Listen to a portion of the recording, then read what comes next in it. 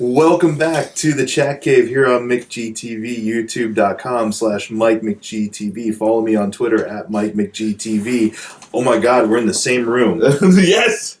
This is like the first time ever. This is the rare occurrence, the rare actual team up. I'm going to silence my phone. It's all good. And we got pups. Yes. We got pups here. We got bat hounds. We have bat hounds. So many bat hounds. We're in the Chat Cave West. Yes. Is this technically Chat Cave West? I guess because I'm the furthest east. Sure. Yeah.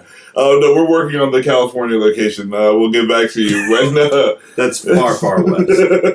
But yes, the convergence has happened, and over... You know, it's good that we're actually in the same room for this one, just because it was like a really fun... It was a fun night. Rewatch of the 1989 Batman. Oh, by the way, I'm Mike. He's Max. Yes! And we're in the Chat Cave currently. Yes. So I'm just gonna roll into it. We've been wanting to get to, like, when we used to go to cons and stuff, we used to say, like, okay, if we could get like Neil Adams, we would never get together, but nothing ever really solidified. So it's good to finally be able to talk about something bat related one-on-one here for the podcast instead of just like over Zoom or something. And yeah, we decided to rewatch 1989's Batman, directed by Tim Burton, because don't know if you all know, but there's this movie coming out that's going to have someone from this movie. Yeah. I can't remember who, but that's not important. That's not important. It's not important. What is important is that we watched this classic, iconic movie together in the same room, and then we chat about it in the Chat Cave West. Yes. When was the last time you watched this movie? Dude, it's been years since I've actually sat down and watched it. Like, the whole thing. You know, I've watched pieces of it, I would say, but like, you know, like it'll be on something or, you know, whatever, but like, yeah, this is the first time in a long, long time that I've actually sat down and watched the whole thing. Yeah. I will admit I watched this probably like 6 months ago, because I do have the old, remember back in the day when like Walmart and stuff would have those 4-packs of movies? Yes. I had all the Burton Schumacher Batman movies on a 4-pack DVD, so they have easy access there, and so side A is Batman, side B is Batman Returns, so I popped that in about 6 months ago just to go through all of them again. So it's more fresh in my mind, probably. Yeah, but I know it's still good though. But like, you're still noticing stuff that you didn't notice before, and then especially because those are DVDs too. So now when it's on like a big screen in high def, off of the Max out, not him, but off of I mean, like, this isn't an endorsement for Max. I am like, so we probably shouldn't talk about it because I am in, you know, like litigation right now. Not litigation, but like the beginning steps of over them like appropriating my name. That was not appreciated, and this podcast is a full endorsement of this Max. The other Max served our purposes tonight, which was to watch Batman. So yes, yeah, I suppose I'll let him slide on that one. No, but it was really cool to watch it in the different way, and to just like pick out little things like, you know, when they're in the Ace Chemical plant, like all the weird green, it's like fungus, foam, like just hardened stuff, all like leaks everywhere already before the chaos. Yeah. You pick up on a lot of things, and like, what was it at the Gotham Gazette or whatever, when we're first introduced to Vicky Vale, Knox has like this corkboard up in the background. Yeah, and there's a picture of a Popeye balloon or statue. Yeah, it's like it's really super animated, but it's completely random. And I feel like I was saying, like, that's got to be an inside joke for Tim Burton or somebody. Yeah. Oh yeah, is that something that's like, hey, this guy's gonna have a board, put some stuff on the board, you know, and then like there's like some like just news articles. And who's like, what would be on the board? And then like they're trying different things as the days go by. Yes. Settled on big glossy 8x10 of a Popeye statue or balloon. That stayed. That was an instant stay. And then they'd like move on to like other things, like actual like, you know, like work that he was doing. So, you know, like, yeah, but it's Popeye picture got the win. We've gotten to that point with this movie, I feel, where it's just the little details we notice now, just because we've seen it probably so many times. Like, how many times would you say you've seen this in your life? Estimated. say like upwards of 30 times. Yeah, I'd say I'm 30 or 40 territory. So, Yeah. Like, I feel like at least 40 because I at least watch it once a year, probably. Yeah. I mean, like, and then, like, and I usually get my fix on, again, it's like, my sister will be watching it, or, it'll be, some holiday or whatever, and it'll be on. Yeah. And, so I always catch a piece of it, but, like, I don't usually make an occasion to sit down and watch it. But, again, like, it's just Batman, and it's awesome, and it's always... like the Prince starts playing and you're right back in it. Now, we've talked about Prince on here before because we wanted to memorialize Prince when he passed away. We talked about Batman Returns on here, actually, a couple years ago, before we talked about this. Right. Just because it was Christmas time and it felt right to do so. Yeah, and Batman Returns is such a... It's a weird trip. Like, this one's tame compared to, like, what goes on in Batman Returns with terms of ideas. Like, this is more straightforward, even though it's still got that quirky Burton aesthetic going for sure. For sure. It's a little bit more restrained because I think that was the whole idea was Warner Brothers wanted to meet him halfway and be like, here, this is what we want, make it possible, and then once he made it possible, they're like, okay, well, let's give you all the toys now. Right. And he was like, I'm going to make some weird shit.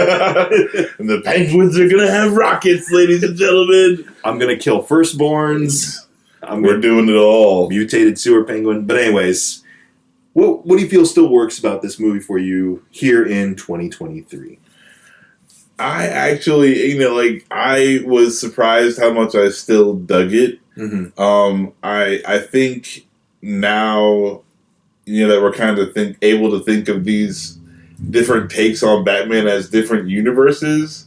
Like, I enjoy this Batman more, like, because we were kind of joking about how, like, if he knew that he was in a comic book movie, yes, yeah, he had a meta awareness about himself. Yeah, like I don't know, I kind of dug the movie a little bit more on that level, but there's a lot of things where it's like that, and just like the murderousness of this universe is like completely off the wall because Batman is murderous. The Joker is properly murderous. Like, he intends to kill massive amounts of people. Did Vicky Vale kill someone in this? I can't remember. No, she hits Knox with her car. Oh, that's right. Or, I guess she technically didn't hit... He hit her with himself. Yes, and then she threw him into some garbage. But at least she cushioned the blow. Right? Okay, I couldn't remember. I was like, yeah, that's right. She gets Knox on the car hood, and that's it. But no, she doesn't, like, actually actively kill anyone in this. No, but if in a world where Hamilton, I can't play with this right now. We're talking about serious business here. We're talking about. Are we getting his cuteness on camera here? Okay, no, I'm sorry, but no. Like a batarang, it's going to come back. Yeah, it's definitely coming back. No. Hamilton, no. Yeah, so like that'd be really cool. Like to think of this as like the Keaton, the Tim Burton Keaton verse, and he's just ultra aware of everything. Like but like also still like obviously stuck in it. Like like there's like the one line he had where I was like, he's like, "What if this world isn't what we think it is?" or something. Where I was like, what if that was all he could do to let you know that he was actually aware of everything that was going on? Well, in the Keaton movies, there is that kind of... I feel there is that self-awareness. Not necessarily like the meta-awareness of like he... Maybe not like, oh, I'm a comic book character. But in the awareness of like, this is a weird life. Right. Like he's the most like... He's not as invested thoroughly as, say, like a Christian Bale would be. Like fully committed to the ideals of like... justice, but I'm not an executioner. Right. Affleck, who's like just completely jaded or something like that, or even like. Well, I mean, Affleck was murderous also. Oh yeah, but also like. Affleck was actually more brutal than this Batman because at least Batman was just like kill you and like move on. Like Affleck like maimed people. this Batman he'll kill, but then he's very just kind of at ease with it. Yeah, he's also. Oh yeah, like he does not care that he's killing you. It's more of the circumstances though, because it's not like he's directly like like shooting. Oh, I mean, he does shoot people dead. He does shoot people dead. I just realized. And you like straight the Batplane has machine guns and rockets. Yeah, he can't hit this one guy. And then he blew up the whole ace. He blew up the whole ace thing. Yeah. Like, Never mind. Yeah, he's a bloodthirsty Batman. I mean, that tracks because he's also doing that in the other movie too. So. Yeah. Oh yeah. No, he's straight, and like again, killing all the firstborn children. Like Gotham is a terrible place to live. Now I know there was a lot of hullabaloo about the casting of Keaton as Batman. I never understood it because I just grew up watching this movie, right. So I always saw it. He was so awesome. Why are you mad? Because you saw this movie before you saw Mr. Mom. Well, did you ever hear anything about like people being up in arms about Batman being a killer? Like, was there a vocal like, "Oh my God, I can't believe he's breaking his"? I don't think so. I don't know. I was very young when the movie came out. I mean, aside from the general like parents being like, think of the children, right. But like were there calls from diehard fans being like, Batman doesn't kill. He only puts them in predicaments where it's easy for them to die. But I wonder if like you come to find out that Batman, because like the original Batman, and not the original Batman, but there was a version of Batman who was walking around with guns. It's not for some of these, like that's just put somebody down. Like, yeah, you didn't get him. So it's like, but like, he was more of a pulp hero in his earlier days. So it's like that makes sense that he'd be carrying like a gun and stuff like that. And the Batman we know now, who is like never guns or whatever, that wasn't really as established. Like he would fib here and there on it. Like, yeah. So I was like, I don't know. It's like maybe the hard oath of never kill, which is like the only reason they can be like. I mean, he never. That's the only reason he doesn't kill a Joker is because he took an oath never to kill him. Yeah, he never outright says it here either. I mean, he straight up says he'll kill Joker. Oh, right. He's like, I'm going to kill you. Yeah. You killed me. I'm going to kill you. Yes. But for sure. And he fucked Joker up. Like, he, kicked the crap out of the Joker. Mm-hmm. Absolutely. And then full on just like, oh, okay, and then I'll just tie you to a gargoyle and then watch you fall. Mm-hmm. But, yeah, dude, Batman's messed up. But he's still, the fact that between him, he's the most functional person in this whole movie, still to a point. No, that dude is a sociopath. Yeah. The dude is a full-on sociopath. And then, he gets himself shot to save himself. Mm-hmm. But, he didn't know that he was going to aim here. Yeah, dude, I mean, if that dude shoots you in the head, it's game over. Yeah. I mean, I guess you could argue, and I'm getting into, some deep-seated nerddom here, but it's you could argue, his tactical mind's Joker's going to make this a theatrical thing. He's going to shoot for the heart. He's not going to shoot for the head. That's too easy. Right. But also, it might be that meta-awareness of, I'm in a PG-13 movie. He's not going to shoot me in the head. Oh, man. I'm good. For sure. Let's talk about the guy who's headlining this movie, which isn't Michael Keaton, Jack Nicholson.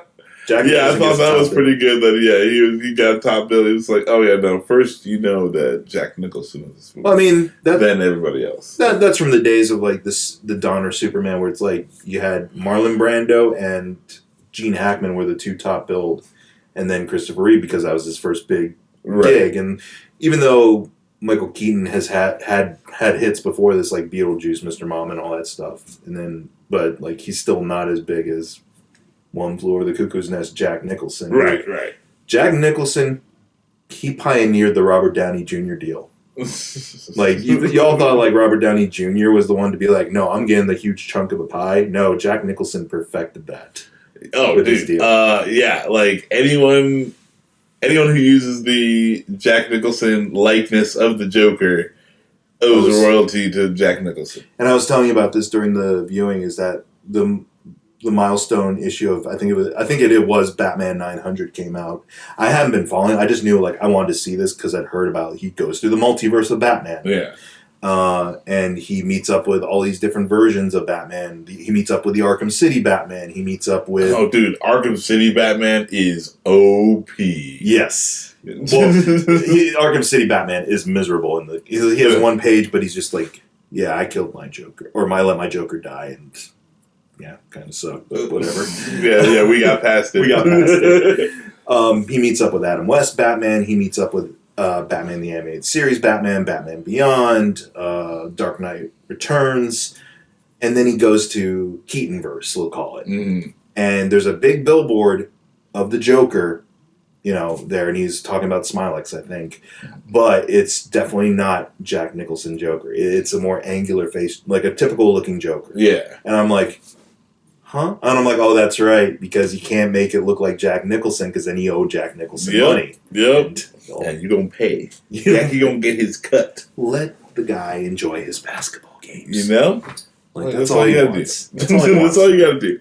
But no, Jack Nicholson in this movie with this ridiculous prosthetic face was. I think he just got to let loose. It was they're the Prince starts playing. We're all dancing, we're all breaking stuff and having a good time. Yep. You gotta love Jack Nicholson in this movie. And and I'm pretty sure this is what happened too, is that a lot of his stuff is just off the top of the head, like improv. Yeah. He also came in with ideas, like Bob the Goon is his buddy. So he was like, can we make a part for my buddy? Yeah, and that's awesome. And there's he doesn't say, he got 3 lines? Mm-hmm. And then... and they're mostly yes, sir. Right. And then, mostly silent, little right-hand man, really good, and then, I mean, he is his number one guy. He's number one. A guy. Oh, my God. Okay. We'll get to him. But, Bob was cool. And, Jack Nicholson just got to have fun. I mean, because obviously he was not having fun with that stuff on his face. Mm-hmm. Well, we mentioned, it felt like a double edict of, you have a prosthetic on your face that makes it look like you're smiling. We need you to smile underneath that prosthetic smile. To, double smile. Right. And I'm sure that must have been hell on his face. Oh, my goodness. Yeah, that had to be brutal. He would have been right at home in Dick Tracy, a year later. Yeah. Yes, absolutely. Right at home in the Dick Tracy universe. I really dig that Dick Tracy movie. Oh, no, I like it too. It's underappreciated, I think. Jack Nicholson, great villain, super over the top, but it was, he was properly murderous, but then just got to have a lot of fun. It's do something you think is crazy, Jack, and he's make Mookie. I'm glad we had the subtitles on, because I finally got it verbatim now, or at least what the subtitles translated as. I'm of a mind to make some Mookie. Yeah. Which I never... I got Mookie part of it, but the rest of it muddled together. I'm definitely going to get a t-shirt that says that. We should sell them. That's... They can trademark his likeness. They can't trademark his improv, can they? I don't know. I don't know, but I'm willing to wear a t-shirt that says, I'm of a mind to make some Mookie. There we go. I don't take that chance. What do you think of Kim Basinger? She was... terrified. Every little thing startled her. And her character is just kind of she's I fell in love with you the moment I saw you. It's lady, this dude drives around and beats people up at night, and anyone who meets this guy should be you need some help, to work through your issues. But even on the Bruce Wayne side of things, he's a gaslighter. He's messing with her when they first meet. He's just I don't know where he is. Do you know who Bruce Wayne is? I'm not quite sure. What if he wants? It's does she like me for me? What if he's I see this beautiful woman. She could be the next love of my life. He literally just met her. But she fell in love with him the first moment she saw him. So why not? You know what that was? Alfred was being there's a fine young woman over there, sir. Sir, table 7, sir. So those of you who know us know we love Michael Go Alfred impression. And this is the movie that brought it. This is the movie that introduced us to one of the worst Alfreds. They left rather urgently, sir. Yep. And then nobody else is is that guy did he have a stroke? What's up with the butler? What is going on with that dude? And then they're on the date and they go from weird long table dining room to eating with 80s sitcom freaking. It had a fourth cozy wall. Kitchen. We'll be right back after these messages from Batman. It literally had that going for it. But what was the one line where he was she's rather lovely and special. And he's like, why don't you marry her, Alfred? Yeah. That's not what I had in mind, sir. I don't go that way, sir. Like, yeah. But no, I do like the performance, but yeah, he's a flimsy Alfred in terms of like being an Alfred you can trust. Oh, dude, he's the worst. He's the worst Alfred. But like, he lives in this universe. You know what I'm saying? Like, he is part of what makes this universe so like insane. And it's like it only works here because like, and this dude just is drooling to let somebody into the Batcave. He is like, I cannot wait until he finds his true love, and then I will show her his Batcave. He's been dreaming about this ever since he came up with the Batman persona. Oh my goodness! And the first chick he gets to have sex with is just like, hey, okay, here you go, here's Kate. I mean, he does get called out for it in the second movie, at least. There was that point where Michael Keaton's like, hey, whose bright idea was it to bring Vicky down to the cave last time? Yeah, like, dude, this is a horrible idea, obviously. Why would you tell people about this? Is there much we need to say about Gordon or Harvey Dent in this? Because they're just kind of there. I mean, like, aside from the fact Billy D. Williams. Yeah, Billy D. Williams, Harvey Dent, I'm a huge fan of. It sucks that he never got... Two-Faced? Yeah. That would have been cool. That would have been really cool, and it would have been good to see him do it. But oh well, like that's not how it went down. But Billy, that's it. Like Billy D. Williams, Harvey Dent, I thought was really cool. What about I liked how he was smoking. Everyone at that gala, and he's like, but like, it's cool if you're in the crowd and you're smoking, or you're like waiting on people to talk at you. Everyone's chomping on cigars. It's the Rotary Club. It's not a gala or an announcement about our new district attorney is going to crack down crime. It's like, after years of service here at the Rotary Club, here is your pin. More like for sure. And it's chill, but he's like, the news about like introducing him, and he's still like got his cigarette like. I mean, he's cool. I mean, he's just that cool. It's Billy D. He's just like... flicks a cigarette, stands up, gives a speech. Freaking... Yeah, no, I'm for it. But, that was the 80s, man. Everyone smoked. Yeah. The kids were smoking. I was like, that's kind of rude, though. Like, inherently, right? Like, I'm not saying to be smoked, but it's like, if you would have been even, like... chewing gum or something, or it's like this Gotham is very inconsiderate Gotham. Like they're greedy. You see background extras pushing each other around. Oh yeah, constantly like slapping each other around in any like alley. There's somebody getting smacked around the corner. Like if you're not on the corner where someone's getting smacked around, like. Awesome, congratulations! Like now it's your turn. Like, because every other corner you look around, somebody's gonna get slapped. The thing that high def really brings to my attention is all the little details, not just in terms of background, but also in makeup. I forgot how grotty looking those muggers. Oh man, like they have herpes. They have or even like the newscasters. Yeah, with the newscasters when they have to go off the products. Yeah, like how disgusting! Like the air is so choked with like just what is it in LA? The smog. Yes, yes, like it's that. Like your skin is disgusting. Everyone's hair is frazzled. Like, and they look like they just dipped their faces in grease traps. It's like it's awful. It's who would live in this place? Who would live there?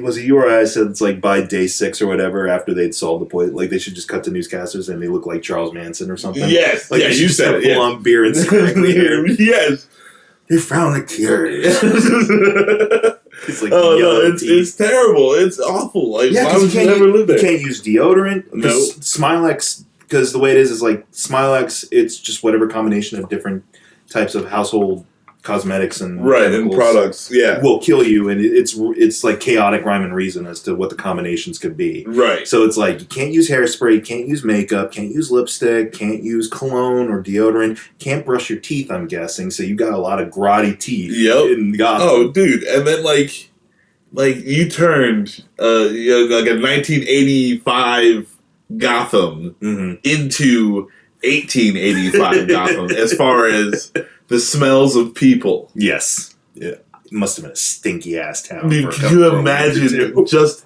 the stink of that place I mean, like, you live in New Jersey. You live close to New York. Yeah, I know. I know smells. I know New York I mean, smells. goodness sake. Yeah. Goodness sake. Can you imagine? Terrible. Awful. It would have been so just, oh, God. Like, work from home would have been invented then. Mm-hmm. That wouldn't have been the pandemic. That was their COVID. Smilex. Smilex in 1989. Oh, my goodness. But I loved Gotham's COVID. I mean, like, I loved Jack Nicholson on some straight up 100% Joker stuff. Mm-hmm. Like, this dude was a proper super villain. Mm-hmm. And they were lifting stuff from like Cesar Romero's. Like he gets very Cesar Romero in the last act, especially. Yes. Oh yeah. But like when he's doing the commercial broadcast, I love his commercial because it looks like something we would broadcast on public access back in the day in college. Yes. But also like it's reminiscent of when he was doing like radio broadcasts in the 30s when the character first appeared. He'd be like, at midnight tonight, I'm going to kill so and so. The Joker has spoken. Right. And like it's kind of that same thing, just done for the 80s aesthetic. Like. This is only a couple of years away from RoboCop.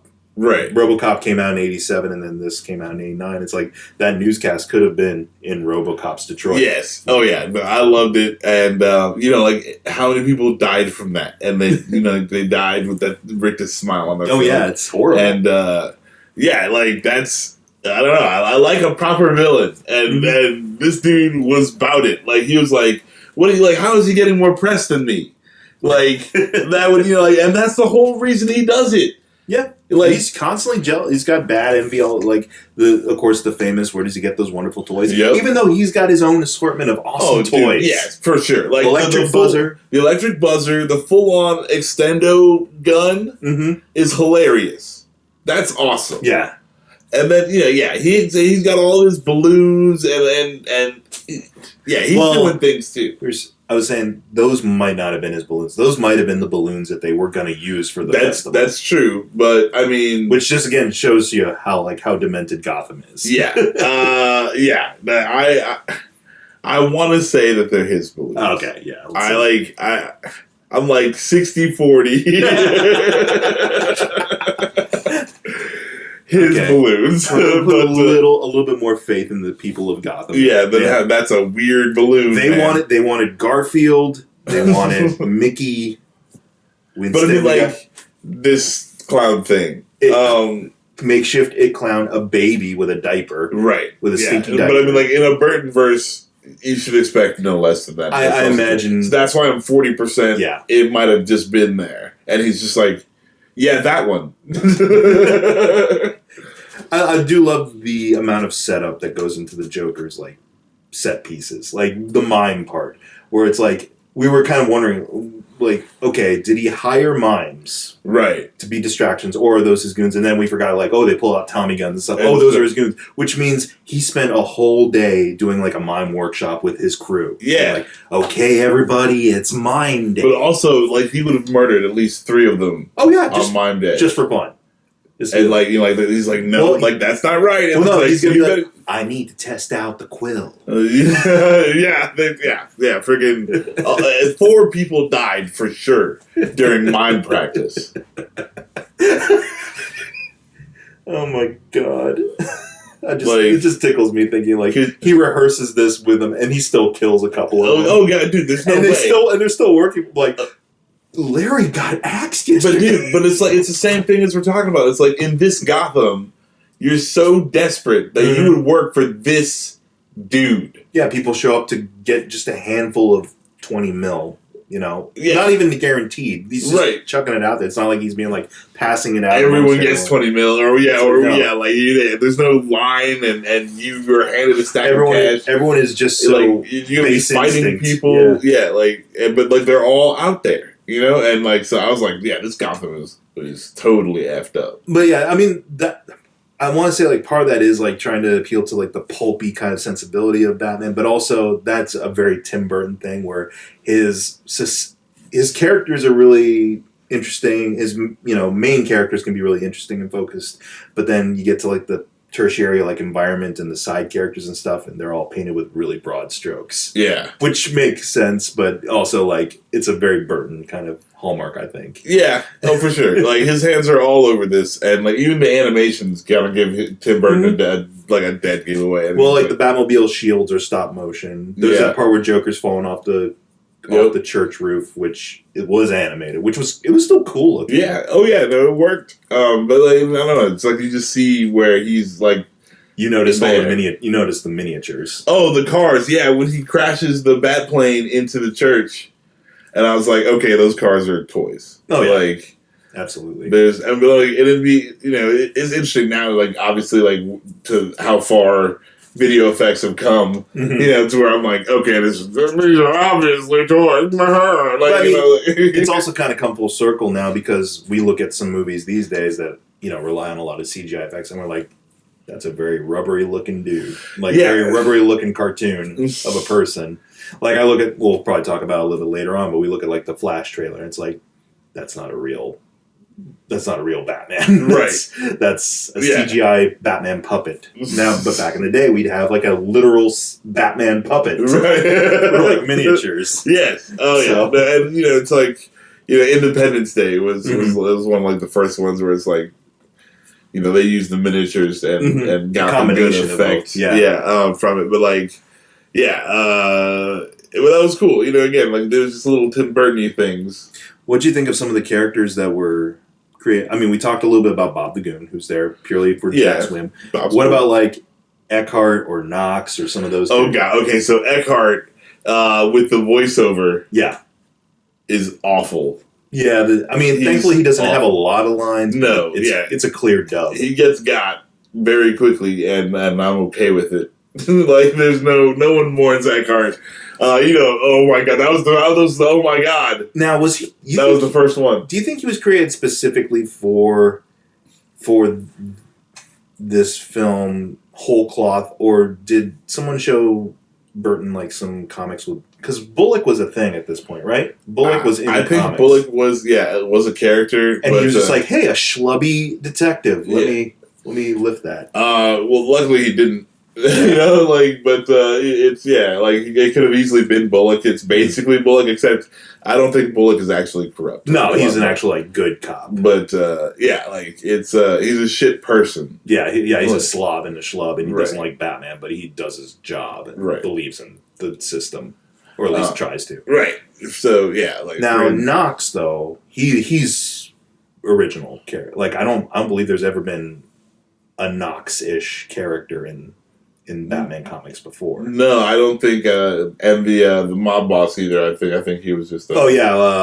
Jack. No, not maybe that's Joker. Grissom, played by Jack Palance. That's why I was like, just too many Jacks in this movie. A lot of Jacks. Yeah. In fact, I feel that was another stipulation. Jack Nicholson was like, can we just call my character Jack before he's Joker? So that way, I know what you're talking. Right. Yeah. Like. Because I know Palance has to respond to Grissom. Right. You're going to call me Jack. But like we're not doing the other name thing. I'm not going to respond when you say it. It's going to be stupid. It's going to happen 40 times. We're just going to call me Jack. You put a thought in my head that I'm never going to get rid of now, which is that Seth Rogen. Oh yeah, if they were casting 1989 Batman now, Seth Rogen would absolutely be Knox, and like just hear that. Like, we were saying if he got the Smilex gas, that laugh would just kill everybody. Because he's a main character. He's not like a main character. He's like a side character, but like. But they make Seth Rogen Knox the main character. Yeah, and so that they would just draw it out where he'd be like giggling and then like trying to get into the hospital in time, and then it's just like giggling, and it's like 5 minutes of Seth Rogen just giggling, and you're just like, oh, so insufferable. This is why I hate my laugh, and it's funny, it's like it's good laugh, but like. Also, it's. I feel like it's very Seth Rogen. So I'm. It's obnoxious. Like there's no 5 minutes of that, and a lot of improvised lines. But like Knox, once you think about it, like that role was actually written for. That was the first Seth. He must have saw 1989 Batman and like they just. I'm gonna base my entire comedy career on being Knox. Yes. And, it was one of the things you can't help when you're young. Upon this rewatch, and because this is also because we've had a lot of Batman movies out there with varying degrees of action set pieces and things like that. What'd you think of the action now? I mean, oh god, no, it's awful. It's dated. It's 100% awful, and you fully understand because of the materials they were using. The limitations of the suit show more, right? And you were saying for the benefit of Batman to work in this world, everyone shouldn't have peripheral vision because he's. Oh yeah, in the chemical warehouse. Right. He was standing way. When he does the back hit. Yeah, he's standing way out into the hallway. When you look at the shot, how do you miss that? This dude runs right into him. So it's freaking for the sake of that, this dude, he was just running. That dude was just going. He was not even thinking. But also at this point, the museum fight where he gets the grapnel and it takes 5 minutes for the grapnel to attach to different walls. Yes, you could have beat him to the door. Right, you guys were standing there. You could have beat him to the door. Yeah, how's he gonna make the Joker jealous? You got the toys. You got to use them. He's like, you guys are going to use them. Grab Hang on. Hold on. It's gonna happen. Hold on. Just imagine if he didn't get any sort of momentum going, and he just hung. Yes. Sagged. They just look at each other awkwardly. Yes. Oh man. So I will say the fight in the bell tower, because there is a little bit more hand to hand stuff going on. That does kind of pop. It was the first time I noticed he actually spring traps that guy in the groin. Yes. Because he's flipping out. It's the first time I ever connect. I'm like, oh, he actually got him in the crotch. Yeah. I'm like, ouch. He folded that dude. Ow. That was the first time I had watched it. I'm like, ow. Right. Yeah, I didn't notice that either until now. And it's. But again, that looked rough. It's those little details you pick up on after you've watched the movie 40 times in your life. Yes. No, it's such a just good piece of my shot. This was because you don't realize how campy it was because it wasn't using the colors of the 1960s Batman. Right. But when I was a kid, this was very dark. Oh yeah, everyone touted about how dark this was. Yeah, and it was this whole different thing. So I didn't think about it the same way, even though it is the exact same way as the 60s Batman. And that's why also, in retrospect, at the time, of course, I was like, nah, these are unforgivable atrocities against this character that dresses like a bat. But that's why I cut the Schumacher stuff some slack and as an older adult is because that's clearly what he's going for. Is he just took the Burton thing, which was harkening a little bit back to the 66 stuff, and he just was let me just bring back the 66 stuff. Neon, baby, let's go. Let's have all the Dutch angles. Let's go. But I definitely, at the time, before Nolan and Snyder and all this, and Reeves, all this stuff came back around, I thought this, they can't get any darker than this. This and Ninja Turtles. Oh, the first Ninja Turtles is properly dark. I mean, it's properly dark, yeah. And it was cool. We were thinking that it would be cool to see a 1989 Keaton vs. Batman Ninja Turtles team up. I'm sure someone's done that on YouTube already. They made a fan edit of the two movies together. Because they definitely have the same kind of color palette going. Yeah. Where it's it is grimy and dark, but not so grimy and dark that you can't see anything. Right. You can see stuff in Gotham at least. And of course, a lot's been said about the Art Deco design of the film. That's where the animated series probably gets a lot of its influence. Yeah, for sure. Oh yeah, with music and they wanted Elfman to do the score, or Elfman said you can use my theme, right? But they wanted more from him, and so they got Shirley Walker to emulate a lot of his sensibilities. It's all good. So they wanted that feel from it, and they're okay, let's run with the Art Deco thing. But they went full on 40s and 50s style with the cars and the buildings and everything versus the 80s style of the Burton. Yeah, we're here. Everyone has a really crappy car from the 80s. Yeah. Some weird Toyota Corolla looking thing. It's like a hatchback or something, right? Yeah. It's random Mitsubishi hatchback B. The only nice car in the whole movie shows up at the very end with Alfred driving it. Yeah. The Rolls. Yep. Yeah. Oh yeah. No other.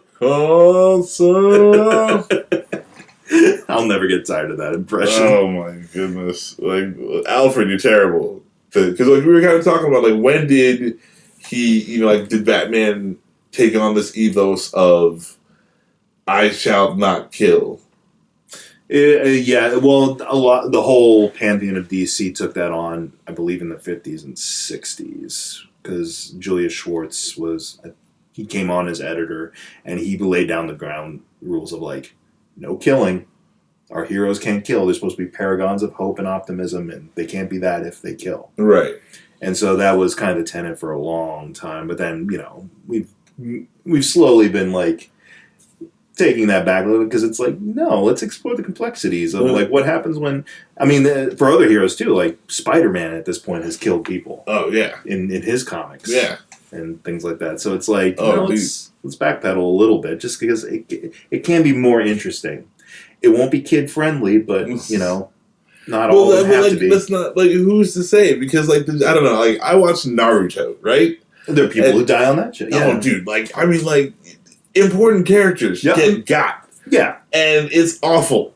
And but all the children who watch Naruto live from it. They don't, it didn't get banned anywhere, you know what I'm saying? Right. So it's like, what, I think you can expose a little bit, as long as it's done, whatever. Well, especially you got characters these days, like, say, Deadpool, who not only bring that meta awareness to stuff about, like, this is kind of ridiculous, right, folks? But also, he's killed people, and kids seem to love Deadpool, so it's like, you know what? Maybe I think we can explore that complexity a little bit more. And that definitely felt like, I like the idea of it for Batman specifically, and maybe Superman to some degree, just because Superman, he is supposed to be that symbol of, like, here's how we can be better, and sure, maybe we can be better if we're able to rise above the baser instinct of killing each other. Right. Batman, because I always like to think, like, he doesn't want to inflict the same kind of trauma he experienced, even on the worst of people. Like, he doesn't want to inflict that. He wants to be able to punish and deliver justice onto the worst of people, but doesn't want to inflict the same kind of emotional trauma that he went through as a kid. Up to the point. Yeah. He'll scare the shit out of you. But there's also just the Joker argument where it's like this. There is the whole why do you let him live? Like, come on, man. Like you gotta kill that dude. You're the only one. But that does make for some great stories, like Red Hood. Like, so it's like, why where Jason Todd basically calls him out and says, like, why haven't you gotten rid of this guy yet? Right. And he explains clear cut, like, if I start here, I won't stop. If I start with him of all people, I'm definitely not going to stop. Yeah, I don't know. There's it's like kind of how they started making the Punisher. Where he's like, I'm just gonna kill him. Like, I don't care. Yeah. Like, you're a mob guy or whatever. You're like, I'm just gonna kill you. I guess like there can be a middle ground, I guess is what I'm saying, where it's like, maybe you can tread that line with Batman, or you can delve into it more with Batman, but it should make for like an interesting story of maybe why he went that far, or why he feels bad about going that far. Whereas, you have a character like the Punisher. I'm not saying the Punisher can't be complex. No. But it's like, he has no quibbles about ending people, so automatically you don't have that dimension to explore. Right. But it's like, I think it's funny, even like, I was just saying, like, the Punisher is Batman if he would have killed, that's what he doesn't want to become, is just this dude who's just straight murderous. But in the movies, he does not care about public safety. I mean, I guess that's also part of it, especially that era of movies where it was a little bit more clear cut. Like in the 80s, you got Schwarzenegger, you got Stallone, you got the Die Hards coming out, where it's bad guys need to get over the top comeuppance, which is end them. You need Hans Gruber falling to his death. Yep. You need cool off Bennett, blow off some Steve Bennett. Blow off some Steve Bennett. You need all those from your actiony leads, and so Batman is very much in 1989 is very much in that mindset of clear cut bad guy. we got to end him off in grand finale. That's that night. But it's like you're making a comic book movie, people. You're making comic book movies. What happens in comic books? Batman gets away, or he gets caught and to break out later. Yep. And I'm sure Jack would have loved more paychecks. Oh, yeah. Aside from, hey, you used my face. Gimme. I need my tickets no for the game. No laundry. Oh my God. In this country, we speak English. It's a completely different Jack Nicholson. That's a character where it's like, he could have, he ends there, and that's fine. Like, for sure. What if they would have had that dude as like Jack Nicholson before he became, it's like in the honestly, that could have been very much like the origin story, like Napier and Frank Costello, right? That's his name in Departed. Like Napier and Frank Costello, kind of parallel. Like they're both sociopaths, going up in the ranks and stuff like that. So yeah, I totally buy it. And he Frank Costello has a bob. Yeah. Frenchie. Yeah, French. Yep. Like, he's got his own bob. So, cranberry juice. Yes. For sure.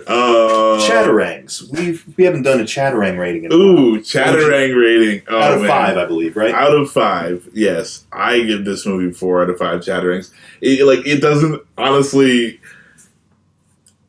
It doesn't actually deserve the 4 out of 5, but like just because when I saw this movie when I was a kid and like the nostalgia, the nostalgia and just like, but it's more than like I don't know, my love of this movie will never change. Sure, like, there's something magical about it. So it gets an accelerated 4 out of 5 for me. I think I'm there with you too, where it's like 4 out of 5 for me.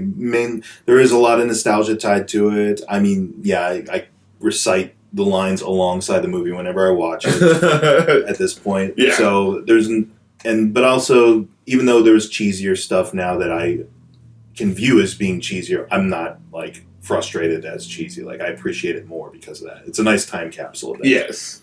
So and like there is some stuff where it's just like it wouldn't play today, but then like it still mostly works, and like it's still just like a weird, fun little thing. But I love the movie.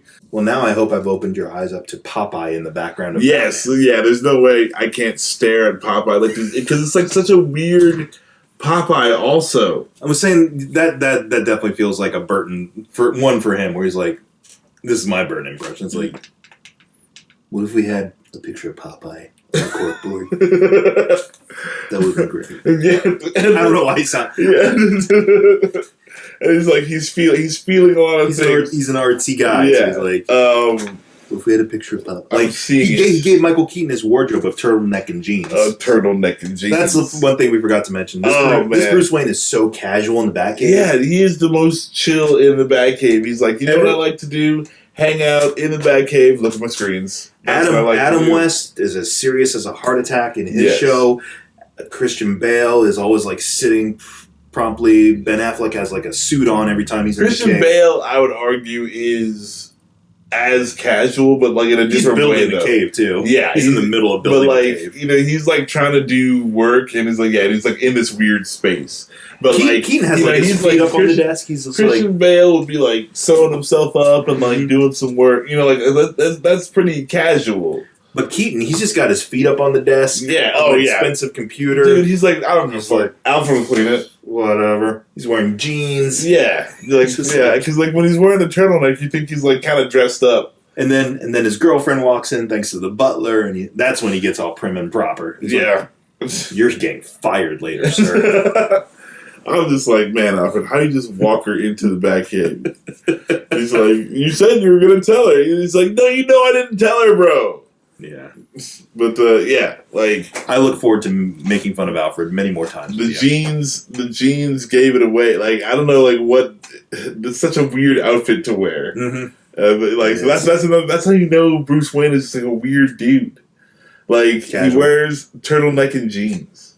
And we were also saying, too, like, he is... Like, Vicky Vale and Knox and everyone at least have a good 2 inches on him. He's just short in this. His hair is so poofy that it adds height to it. Yeah, but he needs to do that. Yeah. It's It's so weird. Yeah, like it's. I mean, I guess it's like, hey, like sure, but like I noticed they're doing like Tom Cruise shot. Well, when he's in the suit too, you imagine there's probably lifts in the boots and stuff. Yes. So that makes be up a for little bit taller because they're like it's a 6-foot bat, and it's like that. And again, that plays more into like the unassuming nature. It's like, okay, this works. The suit does most of the intimidation work now. Right. And I mean, like in the comic books, he's like 6'4". Yeah, so it's like you look at like Ben Affleck, and then you're like, that's clearly Batman. Right. he's a refrigerator with legs. That's clearly Batman. Like, I mean, come on, like. Anybody else? Come on. I'm not the only one, right? Like, I bumped into that dude. That dude is solid as a rock. That's Batman. I felt the Kevlar underneath. It's Batman. Right. So it's like, I guess like having an unassuming Batman would be cool. Like, it's another kind of deal. And like, you can't be that big to fit in that Batmobile anyway. Yeah. I tried to sit in a Lamborghini. We were at a car show, and they're like, sit in the Lamborghini, right? I'm like, okay, I'm going to do this. Like, I'm never going to get the chance again, right? Like, so I try to sit in this thing, and dude, like, I'm sticking out of the top of it. Yeah. Like, in the hood, the top was down, and I'm out of the top of it. And I'm like, wow. Speaking of like 80s movies, it reminds me of like when Schwarzenegger in Commando, when he has her drive the convertible, he has to rip out a seat in order to fit into the car. Yeah, and then you just see his big head sticking but it's shorter than her. Yes. Like it's a tiny version of Arnold riding shotgun. No, it's absurd. It's absurd to fit in there. So they might have had to get the smaller guy anyway, just because he had to fit in there in the suit. Otherwise, it's a one-seater. You know what I'm saying? Like that's there's no room for Vicky. Yeah, no room to send her into that wall. But yeah, then we could go on and on. But iconic Batmobile. Oh yeah, we forgot. Like Batmobile is a character in this. Yes. Movie. So yeah, that's cool. I love the headlights. It makes it look like a jungle cat. Yes. The design is just so classic. It spawned so many different other. They're always like I don't think they ever did it as like Batman Returns is the same design pretty much. Yeah, Batman Returns and then animated series obviously lifted from it, and then. I kind of missed it when the more realistic, I guess, versions came around. Oh, well, like Schumacher again, came back like around neon and he leaned craziness. into it, yeah. Like, but then like Nolan and stuff, it was like it's more tactical. There's no bells or whistles to it. I liked the one in the Batman. The Batman, yeah, because it had a little bit more of a muscle car flair. Which I mean, like I got the pop. I see. Yeah, like friggin'. I'm down for that, but like because it seemed like something somebody could build. It's practical, but also it's got some zest to it. Yeah, It's not just like here's a tank. Yes, here's a flying tank. So friggin' the Batmobile's iconic and great, and I can't go unsaid about that. But in fact, we talked about a bunch of Batmobiles in past episodes, which you should check out. That was actually one of my favorite episodes. It was fun. Weird designs over the years. Yeah, you should check They go places. It's a 2-parter. You should check it out here at McGTV. And also, check out some of Max over at the 3 Geeks Network. 3 Geeks podcast, pretty much everywhere. Twitter, Instagram, YouTube, all of the places you can find podcasts. Vine. Yes. MySpace, Vine. Zanga. Remember Zanga? No, I have no idea what a Zanga is. That one passed me by, thankfully. But check me out. Check us out. It's a lot of fun. We're doing more stuff on YouTube now, I think. It's fun to be here in person with you, too. Yeah, man. I am digging this in-person stuff. We actually dug out the cast last week in person, and it's just a lot more fun, and I definitely think we should do this more often. I'll have to go to Chat Cave East. I went and visited you once. Yeah. And that was super cool. We had a great time. Next time you want to go get some autographs for your secret stash. Yeah, if I can catch Kevin Smith, that might be cool. It's definitely a lot of fun to be in person. Yeah, absolutely. Good vibe, good times with good friends, yes, and good movies. And you can catch us same chat time, same chat channel. We're out.